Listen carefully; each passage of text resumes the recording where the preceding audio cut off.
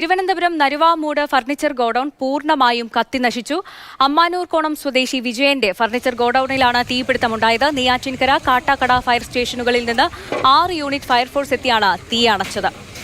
AK Stephin നമുക്കൊപ്പം ചേർന്നുണ്ട്. സ്റ്റെഫിൻ, എന്താണ് ഈ തീപിടുത്തത്തിന്റെ കാരണം? ഇപ്പോൾ തീ നിയന്ത്രണ വിധേയമാണോ?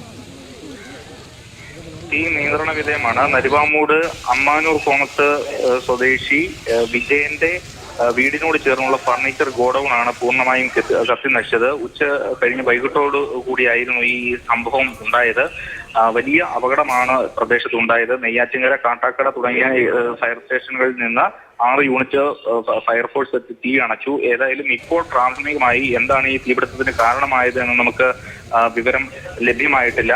ഷോർട്ട് സർക്യൂട്ടോ മറ്റോ ആണോ കാരണം എന്നത് സംബന്ധിച്ച് സ്ഥിരീകരിക്കാൻ ഇതുവരെ ആയിട്ടില്ല. ഏതായാലും വലിയ നാശനഷ്ടമാണ് ഈ പ്രദേശത്തുണ്ടായത്. ഏതാണ്ട് 1.5 കോടിയോളം രൂപയുടെ നാശനഷ്ടമുണ്ടായി. കാരണം വലിയ വില കൂടിയ തടികളും കൊണ്ട് നിർമ്മിച്ച ഫർണിച്ചറുകളും കട്ടള, ജനാല ഉൾപ്പെടെയുള്ള സാധനങ്ങളൊക്കെയാണ് കത്തി നശിച്ചത്. അതുകൊണ്ട് തന്നെ വലിയൊരു നാശം ഈ പ്രദേശത്ത് ഉണ്ടായിട്ടുണ്ട്. ഈ ഫയർഫോഴ്സ് എത്തുന്ന സമയത്ത് തന്നെ ഏതാണ്ട് തീപിടുത്തം വലിയ തോതിൽ ആയിരുന്നു. കാരണം തടികളൊക്കെയാണ്, പെട്ടെന്ന് തന്നെ തീപിടിക്കാൻ സാധ്യതയുള്ള സാധനങ്ങളൊക്കെയാണ് ഗോഡൌണിൽ ഉണ്ടായത്. ഇപ്പോൾ ഏതായാലും തീ പൂർണ്ണമായും അണച്ചിട്ടുണ്ട്. മറ്റ് ആളപായങ്ങളില്ല എങ്കിൽ പോലും കോടികളുടെ നാശനഷ്ടം ഉണ്ട് എന്നുള്ളതാണ് പ്രാഥമിക നിഗമനം. ശരി സ്റ്റെഫിൻ.